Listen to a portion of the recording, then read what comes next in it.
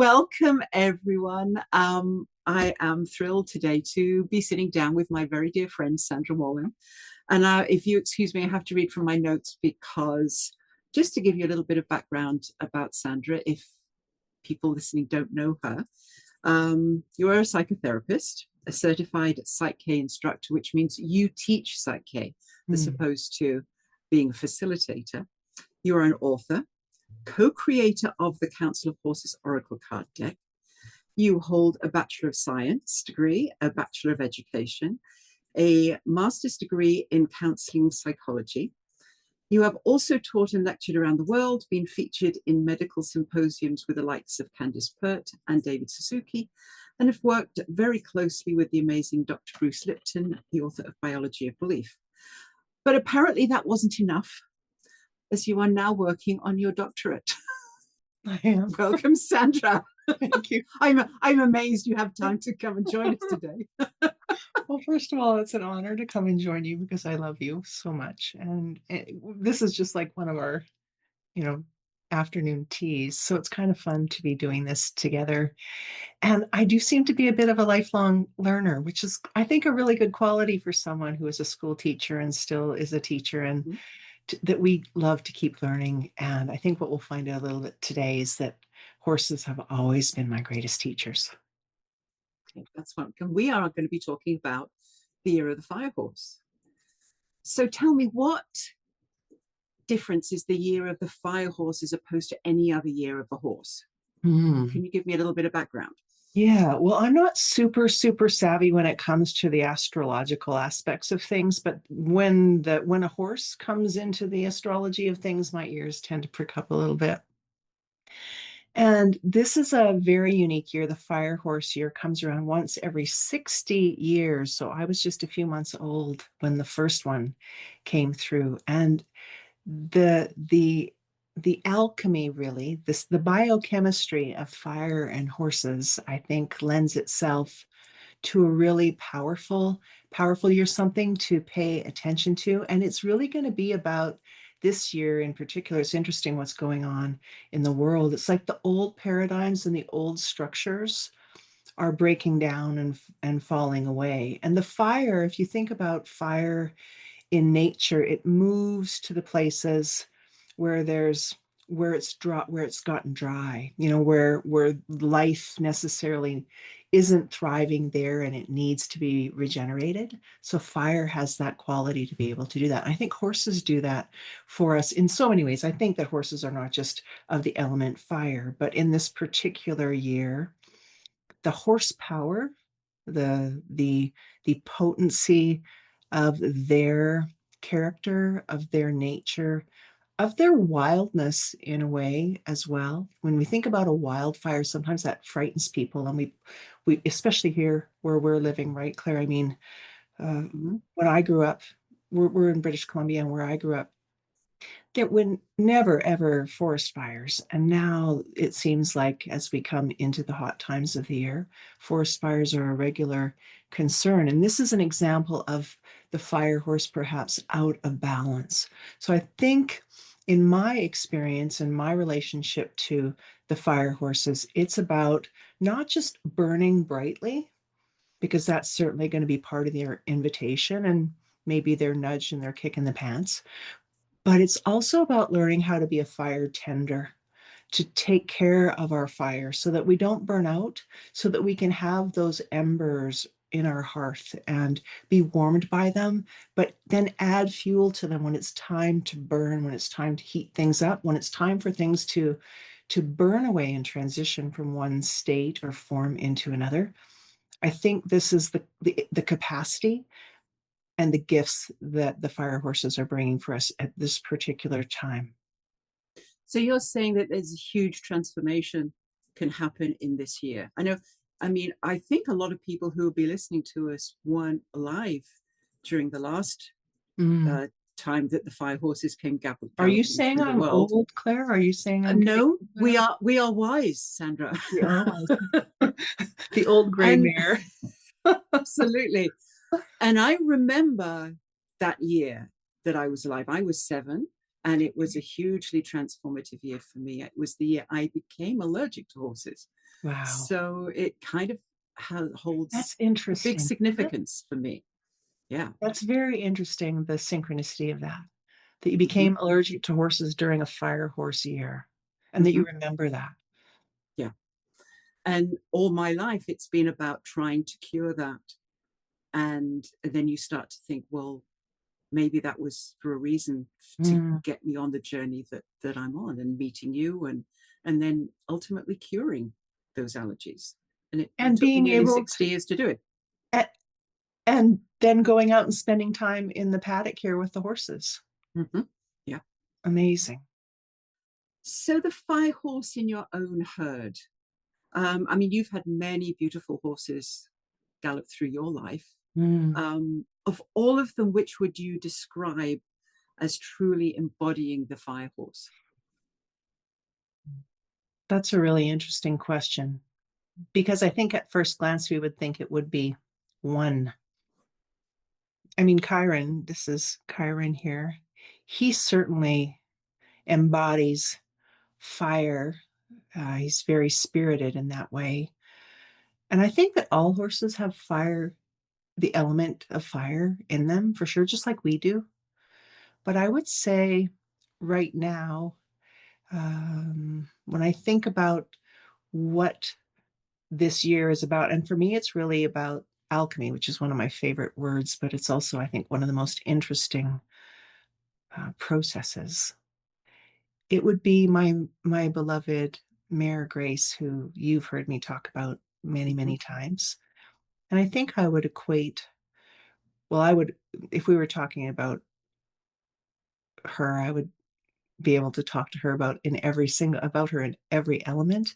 But this year, because it's such a potent year, and she had the capacity to be such an apothecary and such a transformer that she could meet someone where they were at. So in a way, kind of, if you think about the alchemical process, that we could bring the leadened, the heavier mm, qualities or aspects of our personality or of our growth to her for transformation. And she would help us light the fire within us in a way and turn that lead into gold. And I think that I've seen her do that so many times with so many different people for so many different, I mean, with so many different types of fuel that they were bringing to her altar in a way.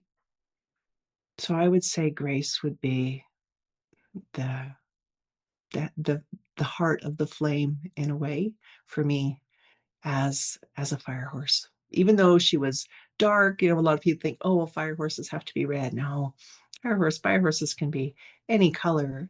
Of course, it's just the nature, their nature that they bring to the equation, to the transformational equation.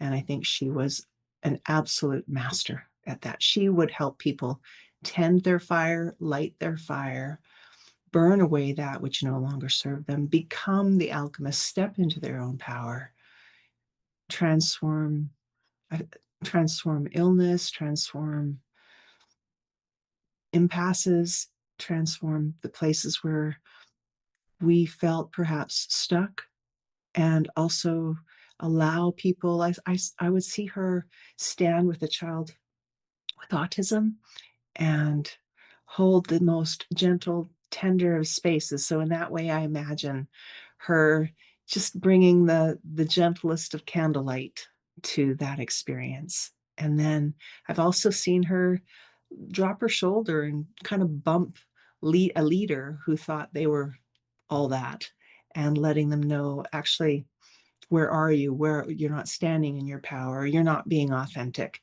And so she'd bring a little bit more heat to that kind of a conversation. She was just a shapeshifter, and I think in a way fire does that because it takes on so many different forms. And I think that would be one of the many reasons I could share about why Grace would embody fire and be a fire horse.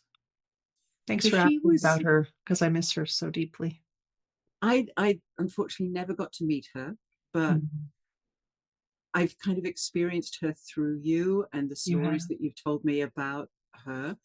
but she had an incredible healing quality from what you've explained to me.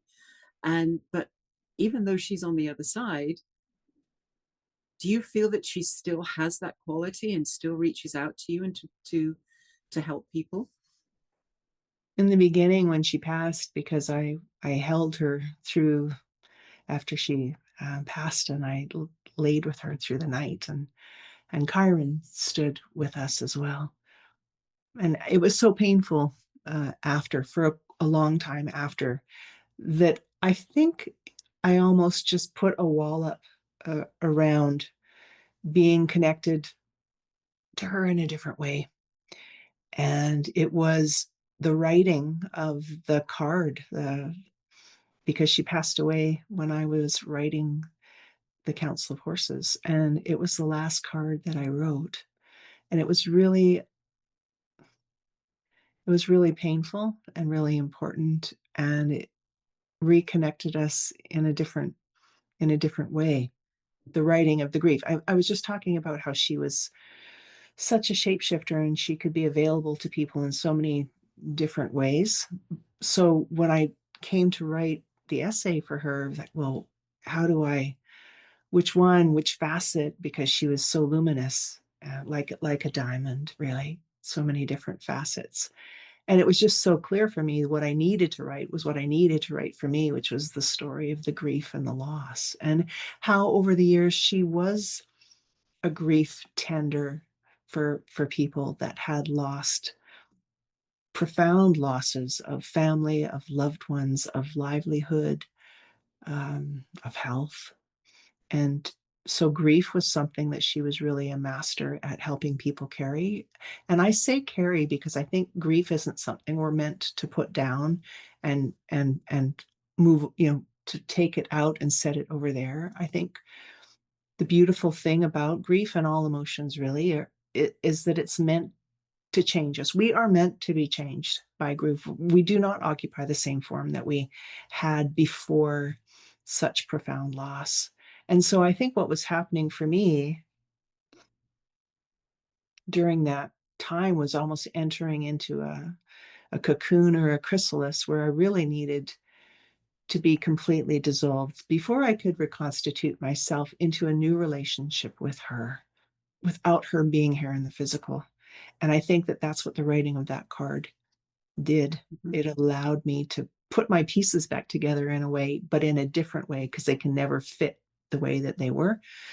And I've heard from so many people, some that knew Grace before, but other people that have never met Grace, but they have now through the cards. And her card is about the algorithms of grief. And people will write me, you can almost feel the tears coming through the email. Like it's almost like the emails are soggy and wet because there's such deep stories of her holding sacred space for them as they were going through the grieving process. So absolutely, she's 100% teaching me still from in a different format, in a different way, that her gifts are still here and palpable and helping nourish the human spirit.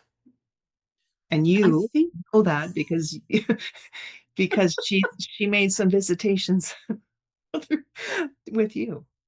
oh, yes, I remember speaking to you on the phone, and I was dealing with something that was creating massive fear, and it had done for several months. And we were just talking about it and what we could do. And then we weren't really talking about Grace, but we were talking about other things that I could do. Then afterwards, my husband and I decided, let's go to Starbucks. And I'm sitting in the car, and then I suddenly realized the fear's gone. And I don't know why I looked in the back seat like I was expecting to see a fear sitting on the back seat. It's like, where have you gone? And it was like it disappeared in an instant. And realizing, no, everything's fine. Why was I worrying? And then I was doing some muscle testing. It's like, what happened? This was very mystical and very dramatic and incredibly transformative. Muscle testing, no, I literally had been visited by Grace, and she had taken that fear away, and it was the only thing that had happened. I'd gone through that for several months, and then no fear, just gone. It's a perfect example, Claire, of who she was in person, in real life, when she was here embodied in Grace. I mean, her, interestingly enough, her registered name was A Grace Remembered. Did I ever tell you that before? Mm-hmm. Yeah. And so I think she's helping us remember our Grace and helping us remember that she is still here, potent and powerful and as Mm-hmm. catalytic as ever, and as tender and as kind for those who need her to show up in that way. I was delighted, but I'm never surprised by how she nourishes people. And you're exactly right. Like, she will go out and meet someone with a cancer diagnosis or with a grief or with some really tectonic shift that's happening in their lives. And she could just transmute it so quickly and easily in their company with them. Obviously, they are doing that, but it's like she is the fire that's turning the one thing into the other, or helping us turn the one thing into the other. And that it would be completely gone is not a surprise. And yet still, how magical and how wonderful that horses have the Mm-hmm. capacity. And I think all animals, they are so powerful. And for anyone who has had an animal who has lost them and they are residing over the Rainbow Bridge, they're always with us. Just that, that feeling of imagining their little paw prints or the whinnying of the horse outside. They're just little reminders that they're always with us. You just can't see them, but you can certainly feel them in your heart. And they take away your fear, and they take away the grief, and they transform everything in our lives. Just incredible creatures, all furry creatures. All furry creatures. So, for someone who's listening to this, who has never stood by a horse, maybe a little bit scared of them, they are very, very large creatures, especially if you're like me, who's just used to cats and dogs. Um, what is it that the horse can show us that a human teacher just really can't? I think there's a level of, I think, and this is a generalized statement, it's not necessarily the truth, but it's something that is worth, I think, considering. I think one of my friends and mentors, Linda Koanov, talks about human nonsense, the human nonsense, and how it fills up the space between us. And I think horses have an innate way and an incredible way, first of all, to not be caught up in the human nonsense. And then because they're not bringing, as a human, more human nonsense to the conversation, I think the relationship is much more clean and clear. I think the ability to be able to have a conversation with a horse, whether we're standing beside them in a paddock, or whether we're looking out at them across a field, or whether we're working with them in a wisdom card deck or a painting or just in a dream. There's, from a scientific perspective, there's a quality that we all have. And this is what I'm saying about human nonsense. We've kind of gotten out of our innate capacity to be attuned to subtle changes in the environment, subtle changes that happen within the affect of who or whatever it is that we're conversing with. Horses insides always match their outsides. That's not the case for humans. And so I think when we're with horses, it's always interfacing with a completely congruent and authentic being, a sentient being. As you were saying, all animals are this way. Horses, I think, because of the evolutionary journey that we've had with them, and canines as well, but horses in particular, they have what, when you think about, so if we think about Candace Pert, who wrote the beautiful book The Molecules of Emotion, she talks about how we have uh, a lot of emotional receptor sites essentially in the gut. And horses have such a large gut, surface area wise, so that it's almost like their spidey senses that pick up those emotional nuances that are happening in a herd or happening in an environment. They have a larger capacity, just surface area wise, to be able to tune in what's actually happening within the person that they're standing with, or the other horses that happen to be around, or the other, wildlife or creatures that happen to be in the area. And so when we're standing with horses, as you were saying, I think they hear us differently. They tune into us differently. They see us differently. And they're not affected by what tends to get in the way between two humans having a conversation. And they're not always jumping ahead to, I wonder what should be the next question I need to ask, or I wonder how I should respond to the last question they brought up, because that was a really important point and I don't want to forget about that. They're not tracking things in that way. They're 100% living in present time. And that's why I think I've seen, even with myself, with my own diagnosis, how Grace knew where that was in my body. Although at that time, I just thought she was putting her head to my heart because there was some stress and some strife happening in our lives at that time. But I've seen her do that with other people that have had cancer diagnoses, where she just goes right to that place on their body and breathes right into that place. And, you know, anecdotally, I can share this as sort of evidence in a way, but otherwise, I don't have the concrete scientific data to say. But the people that have come out with those types of diagnoses soon after did not have that diagnosis anymore. So what you were just saying before about being able to take something and turn it into something else, she was a master at doing that. I think all animals have the ability to do that. I think we have the ability to do that, but we've just lost our way a little bit. So I think one of the reasons horses and humans are such a natural pairing or partnership is, I think horses have remembered, or they remember who we are in our original blueprint. And along the way, we've kind of got bumped and jostled and maybe forgotten that sacred contract that we made to each other and to the planet.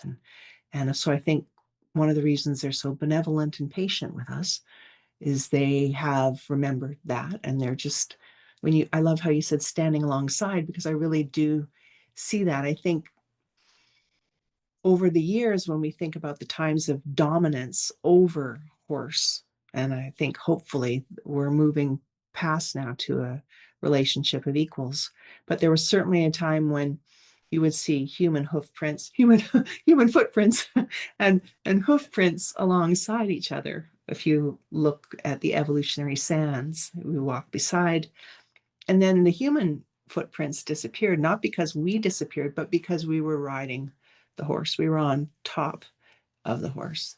And now I think what's happening is we're starting to see the human and the horse prints coming back alongside each other again. So even though you might not have consciously recognized what you said when you did that about the horse beside the human, I really think this is part of our Mhm. part of our journey, and also part of our responsibility. I mean, the idea of making decisions that are good for the environment, that are good for nature. I think we just look at, I mean, nature's teaching us all the time, but I think the relationship that we have with horses lends itself to a different kind of tutelage, a different kind of healing, a different kind of learning, a different kind of friendship and kinship. And I think it does go back to those.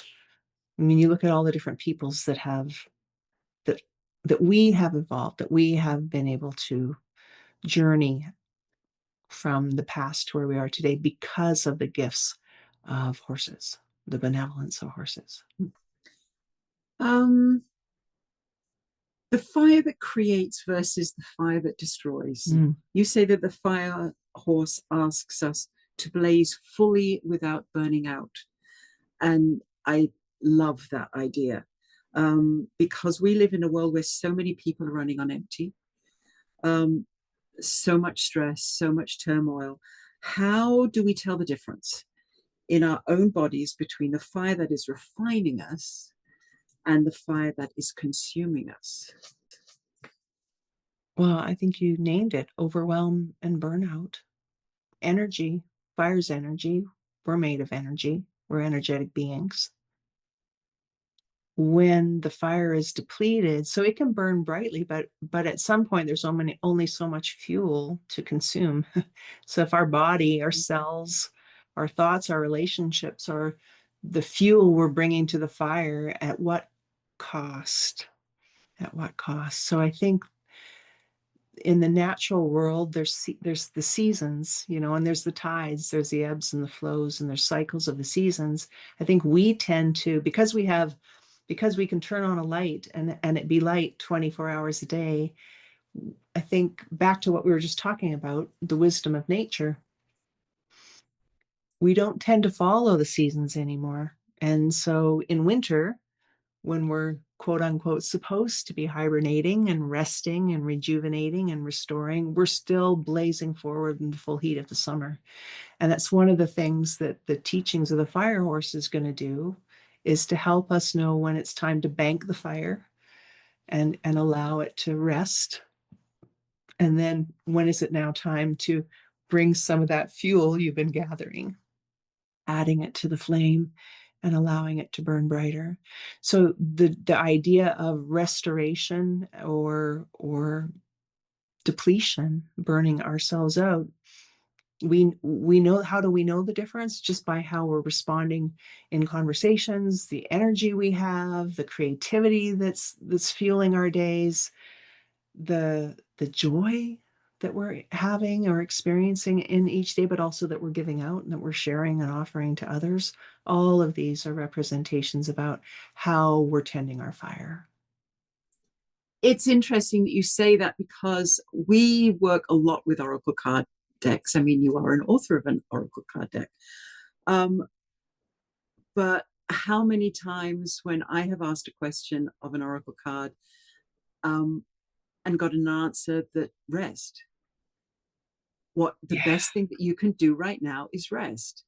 And you feel that in the resting that you're not making progress. It's like, oh, I need to be doing something. I need to be making those steps forward. But in actual fact, if you rest, you are making far more progress. And it's in the resting that you are transforming and rejuvenating, giving you the energy that when it's time, that you then can take those next steps forward. Mm-hmm. Beautifully said. Beautifully said. I remember at a particular time where it felt like everything was asking of me, and I was and I felt like I just did not have enough time. And I thought, what's the impasse here? And it's just kind of like what you were talking about. And I thought, okay, what if I reframe that? What would I want instead? I thought, okay, I wasn't giving myself permission to rest. So I thought, what about something like, I give myself permission to do nothing. And in the spirit of doing nothing, nothing is left undone. No, it was in the doing of nothing, nothing is left undone. A bit of a mind parable there, but I liked it because I can be more productive. Mm-hmm. And also then here's part of the human condition as well that horses don't necessarily adhere to. Notice even the word productivity, that we have to be living in a productive way. And gosh, maybe a reframe about what productivity is and what the requirement of that is, and why is that necessity, and why is that the currency that we exchange with each other all the time, as opposed to play. I mean, once we grow up, a lot of times we think there's no time for play, there's no room for play. We have to be productive. Mm-hmm. And I think maybe that's one of the reasons why being an art therapist was so much fun, because then when I'm working, so to speak, it's always about play and re-engaging with that. And same with being with the horses. It's something that brings me joy. And you say that all the time, Claire. You say, let's only do what brings us joy. And what a beautiful declaration. What an incredible vow or commitment to make to ourselves and Mm-hmm. to the people we share our loves with. And Joseph Campbell talks about following our bliss. So, and following our bliss is really the only way that we're ever going to be living the most blissful life, but the life that then again offers the return on the investment of the joy and of the Mm-hmm. bliss. So I think that that's something we so often pay lip service to, but perhaps don't walk that talk. And I, again, back to the fire horse, which is going to light a fire under those old patterns and belief systems that no longer serve us. And sometimes what's no longer serving us is that we are just burning too brightly for too long. And so we need to take some time to rest, to Mm-hmm. to put our feet up by the fire, as opposed to continuously gathering fuel for it. And I think along with that is giving yourself permission to say no, Mm. especially if you're in an environment where people are asking too much. You kind of can get sucked into that feeling of, well, I have to do this. I have to do this to be liked, to be respected, just for people to think well of me. And it's actually okay to say, no, that's not okay. And it's amazing how people say, oh, that's okay. It's okay. It's like, oh, wow, that wasn't quite so difficult. And take time for yourself. Mm. Like if you are burnt out, you are no good for anyone. You're no good for yourself, for friends, family, the world. So yeah, just allow that step back, just allow that rest and reconnect with, as I always say, what brings you joy. And it changes your life. If you wake up on a Monday morning going, I get to do what brings me joy today, that lights your fire. It does light the fire. And Grace was a master at teaching people the art of saying no. Absolutely. Mm-hmm. And there's a quote that just popped into my head that I used with my daughters, but I also use as my own filter too. It comes from David White, and he says, anything or anyone that does not bring you alive is too small for you. Uh, mm, Love that. oh, yeah. So sometimes Mm-hmm. when I feel like I've got a little bit adrift, and Grace will come and David White will come, and between the two of them, okay, kick in the pants. Um, Mm-hmm. is this bringing you alive? And sometimes that means we say goodbye to things and to people and to places lovingly and kindly. Uh, but my daughter reminded me not so long ago of that beautiful quote about a reason, a season, and a lifetime. That there are relationships that come in and last are there for a reason, and some for a season, and some for a lifetime. And to allow again the rhythm of that, the natural ebbs and flows of relationships. Sometimes that's what's meant to happen with them, is that Mm-hmm. they evolve, or we evolve, and into a different stage. Wonderful. You have written that this year moves toward what has been waiting patient as stone for the conditions to finally be right. What do you think the fire horse is asking of us collectively, not just personally, and especially at this moment in time for the world? I think the fire horse is impatient with the dross, the accumulation of false narratives. And I think the fire horse, I keep saying I think, I feel, I believe, I intuit in my bones. I the reason that the fire horse lit a fire under me at the start of this year to create this, and to co-create this, it would be more accurate, because I needed to burn away the things, the old patterns, the old paradigms, the things that were keeping me in a certain stasis or a certain form that I could feel within me. It was time to move beyond.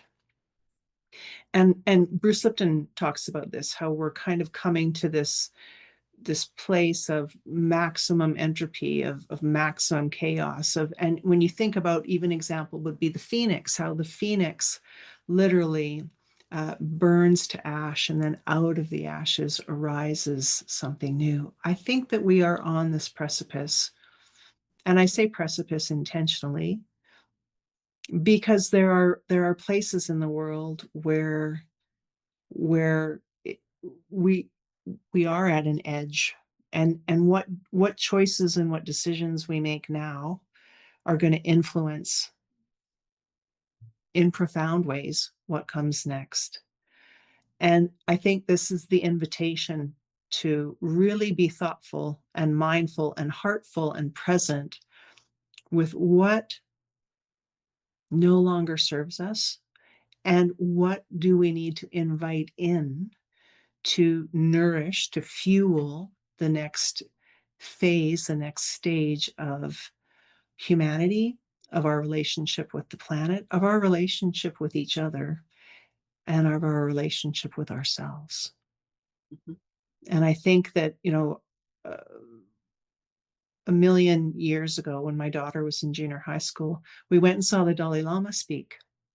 And at that point, the school I was working at worked with the Dalai Lama Center for Compassionate Learning in Vancouver. So we were invited to bring some students with us to this big gathering in the hockey arena. So there was 30,000 people there. And one of the little girls from the school got up and asked the Dalai Lama, "What can I do to change the world?" And he smiled at her in that beautiful way that he has. And he said, "Changing the world is too big a thing." He said, "If you can hold positive thoughts in your head, in your mind, and compassion in your heart, then that is the way and the only way that you or anyone can change the world."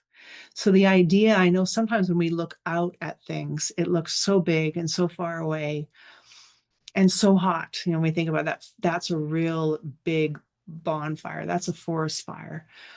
How do I make a difference there? And I just remember, I take great comfort in those words that, okay, how do I do it? I start close in.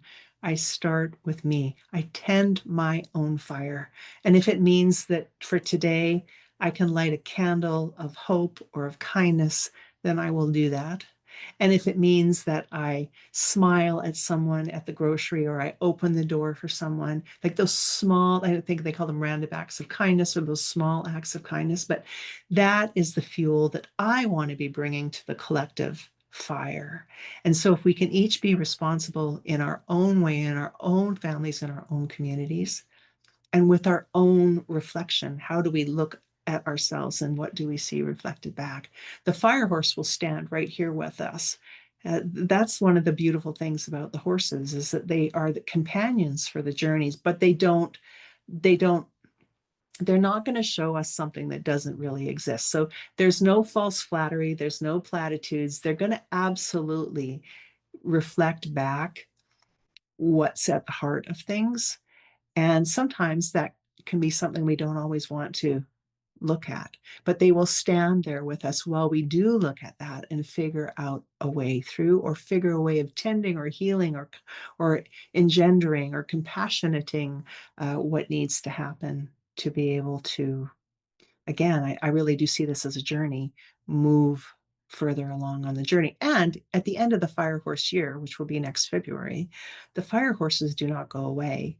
The calendar in the Chinese zodiac changes, but the fire horse and their lessons, they remain. I think they are kind of an eternal, if we want to think about that, they're an eternal flame that will be with us, hopefully, I hope, in my life, for all time, for always, for every day, for every season, for every year. Mhm.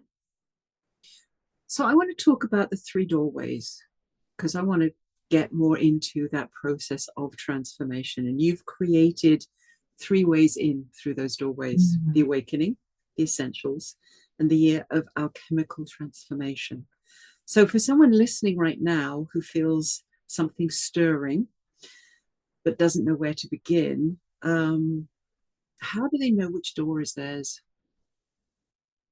What's the first step? Sometimes, yeah, the first step is the first step, which would be the awakenings, which is just a free gift from the horses and I, for people to enter into the initial meet and greet. In the horse world, we often talk about meeting the herd. And so this is a very first encounter with the fire horses. It's designed to be an invitation to gather up your fuel, gather the things that you want to bring to the hearth for warming, for burning. And there will be an initial practice there called the morning sovereignty, which is about how do we, and because horses really like us when we're in our bodies, that's the best place to be.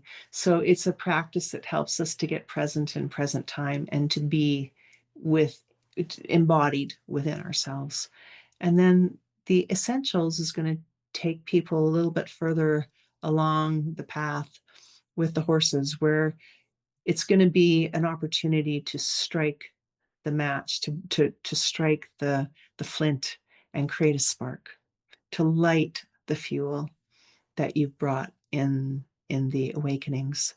And then the year long is a year of alchemical transformation, where the horses are going to see us through all of the seasons. And it starts in the spring, but we can start whenever we come to it. And it really is about learning how to be an alchemist, to be able to transmute and transform things from one form or shape into another, from one belief system and pattern into another belief system or pattern.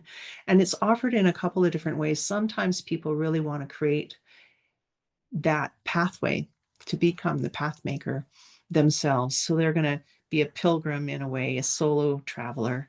And other people really love to gather around the communal fires. And that's what the second version of the year long can be. There can be an opportunity to create your own fire, or another where we create the fire together. And there'll be what I'm calling kindling circles, where we're going to gather once every season in community, online community, to be able to witness and share and nourish uh, what we're hearing in each other's stories and journeys as well. So those are the different pathways that are available through this particular program. And I think, however, that as I was just saying, once the year is finished, I think the fire horses are still going to be. I'm going to transition. So again, transitioning from one form into another, as opposed to it ending at the end of the season. I'm going to go into conversation and dialogue with them and figure out how to continue the fire tending thereafter. But for this season, this year, that's what we're talking about. Those 4 different ways. Awesome. And on the other side, like for someone who's walked the full year with you in this amazing fire horse program that you've put together, um, how are they different on the other side? Well, each person will have their own unique transformation because they're bringing different fuel to the fire. They're learning how to tend it differently. So some people might be bringing the fuel of relationship, where they want to grow and nourish that.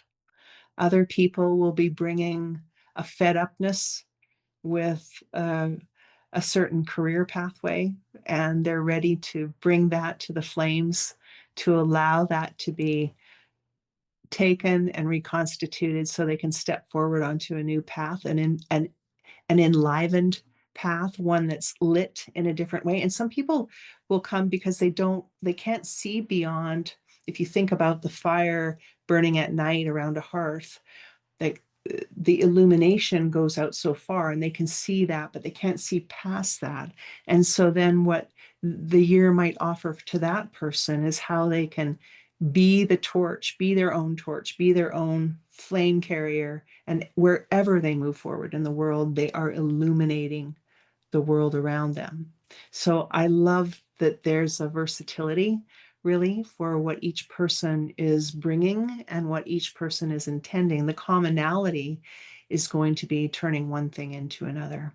The commonality will be burning away and leaving behind, allowing it to be turned to ash, that which no longer serves, so that the fire horse or the phoenix-like horse, the alchemist, can come through and create a new reality for themselves, for their career, for their families, for each other. So turning your own question back on you, you have asked everyone who comes to this work one question. What magic has been living in you all along, waiting only for permission to blaze? So I ask it back of you. What is the fire horse asking of you this year? That's a cheeky question, Claire. Sorry. It's asking me to burn brighter. And you know that there's been a project that I've been tending the fire around. And I'm really, really excited that it will be lighting itself, bringing itself out into the world, hopefully this summer. And it will be a new way of. So what have I done? I've stepped out of some career relationships that I've outgrown, and now looking at setting down. Well, maybe I won't even use that. I was going to say setting down some stepping stones, but really, if I'm going to use the fire analogy, it's about bringing the light of what I've just created in relationship with the beloved, incredibly generous Dr. Bruce Lipton, to be able to bring that out into the world. And then I had so much fun. We were talking about joy. I had so much fun creating and doing that I would love to be creating curriculum and teaching around that, but then doing more of that type of project. So that's what the fire horse lit under me. And that's the magic that was waiting inside of me that wanted to be released. And I feel like it's starting to, I don't know, the idea of Mickey Mouse and Fantasia just show where he puts his wand up and the sparks start to come out. I feel like that's where I'm at right now. The sparks and the shooting stars and the light is starting to come out of the stream. I am so excited to see what you are going to create and bring to the world. Thank you. But in conclusion, I have to just highlight your oracle card deck, the Council of the Horses. It's probably one of my favorite decks. Thank you. The writing, so for anyone listening who doesn't have this deck, if you love good writing, and I mean really good writing, you really need to get this deck. I think these messages are the only ones that have ever brought me to tears. Wow. To read them and for that to really sort of hit home, I understand what this means and really sort of touch the heart and the soul of the issue that you're asking about. So I had actually picked a card before we... You did? Yeah, I did. And there was one paragraph, strangely, in the Alchemist. Get out! The Alchemist card. And it was like, well, of course. I mean, the cards never lie. They will always tell you exactly what the message is. So if you will indulge me, and I will read you just the one paragraph that was drawn, that I was drawn to read from this. As equine alchemists, we know that everything in the universe is made of the same energy, as above, so below, as within, so without. Therefore, everything and everyone, including you, can be transformed. Our part in this transformation lies in the highest alchemical principle. Thoughts create reality. Only the mind limits. Therefore, liberating the mind liberates all that the mind perceives, which in turn affects reality. If you can change how you are thinking and what you are thinking about, your reality will follow. Beautiful words and a beautiful conclusion to the year of transformation. And it's interesting, Claire, because that's the card that I drew for the year of the fire horse up and coming. So before the wheel turned, and what am I meant to do with this coming year? before really the idea of Fire Horse even landed. And that card said, okay, what do I want to believe? What thoughts do I want to nourish? And out of that kick in the pants that that card gave me, the fire horses. So those, the horses of the fire horse of the alchemist there, were the catalyst for creating the fire horse this year. So Fabulous. it started it, and now you're reading it and it's ending it. And so look at the beautiful cycle. Mm-hmm. Mm-hmm.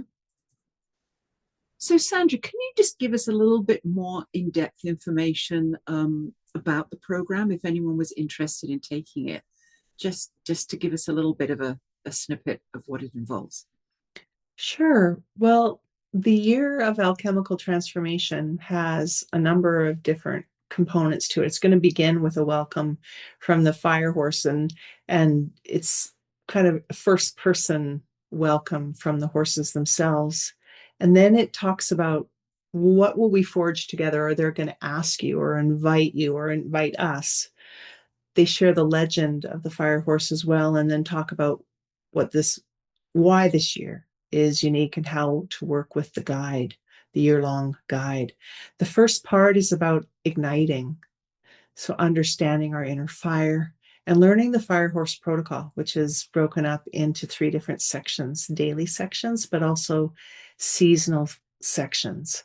There's also going to be practices and invitations and reflections and exercises that go along with each of the parts. The first one being ignition, the second one being about spring and summer, third about autumn and winter, and the fourth about how do we live with fire? How do we live as the fire and with the fire? How do we tend the fire together? And then looking beyond the year, looking now that you've learned these skills and these practices and you've engaged with them and you've become a fire tender, you've become an alchemist, how do you apply those gifts and skills beyond the year? So we'll call that a final nicker. It's sort of a way of the horses bringing things to conclusion. One of the things I love about the guides is a particular case studies, case examples. So I think one of my favorites I'll just share is about, and I'm going to just read this little section here because it's an example and practice is what I call them. And David was a friend who is a graphic designer. And what he did with this particular invitation or practice was he set a recurring calendar block at 2 o'clock each day, and he called it his tempering time. So he'd leave his phone at his desk and he'd walk into the office or the kitchen where he drank a full glass of cold water, and it needed to be cold, and he'd run his wrists under the tap for about 60 seconds.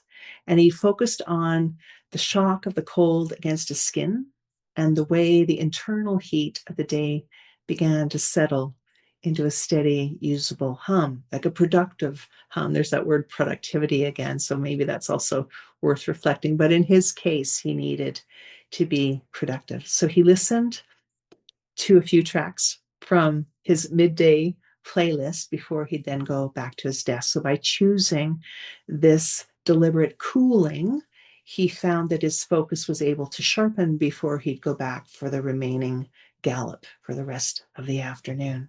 And his example is one of physiological alchemy, and it's a connection between the cool water and the usable hum. This is a literal transition from the fire that consumes to a fire that empowers, which is one of the things we were speaking about. So that's just one of the examples from someone who's been practicing the fire horse protocol. A friend of mine who said that they'd be happy to go through the experiment in a way with me and share how the fire horses were nourishing them and helping them ignite their day, but maintain tempering. I love the term tempering because it's about working with what is and refining it, bringing it to its most, like when you think about tempering metal, uh, in that case, in a forge, it's being, pounded and banged. And sometimes it can feel like life tempers us. I've used that saying before, that I've been tempered by life, that it's it's banged away at me every now and again. And as a result of that, my steel or my metal has become even more refined and more precise. So the forge fire provides an intense heat in a way. So the cooling of his wrists under the tap, the drinking of the cold water is that exchange between the heat and the coolness that allows that tempering to occur. It's wonderful. And I think it's important to also know that this year is the year of the fire horse from February 2026 to February 2027. But taking this program allows you to take that fire horse energy through every year you're on it. Absolutely. I mean, don't we all want transformation all the time? All the time. And then also the invitation too is in the transformational process, there's times where we need to, as you said earlier, Claire, rest. So the metal or the conditioning or the cells, the beliefs, they need a chance to integrate, to soak in, but also to settle in. And I think part of the idea, the struggle around burnout is that we feel that we're in a constant state of moving, and that balance is going to be really important in the fire horse year, because the danger, the risk then is that we just burn out. Yeah. So there is the understanding that there is transformation in the doing, and there's also transformation in the not doing. Absolutely. So for anyone interested in taking your program, learning more about the fire horse and working with you, how do they contact you? How do they find this information?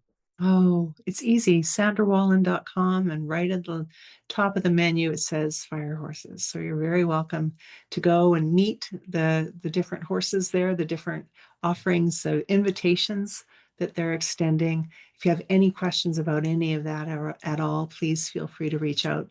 Contact information is on my website. And it would be lovely to have you come and sit around the fire with us. So thank you for joining Claire and I, and also Claire.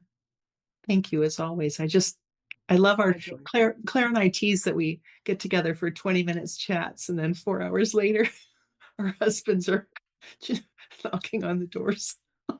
Yes, my husband will often say, "Oh, okay, dinner's going to be late tonight then." That's because we have important things to sit around the fire to talk about, Claire. We do, and it brings us joy. So there. Exactly. You bring me joy. So there. Oh, ditto. Thank you so much for joining me and joining everyone today and sharing your wisdom of the fire horse, and really look forward to working with you in your program. It sounds so exciting and transformative. Thank you. Thank you, Claire. Okay, bye. Bye.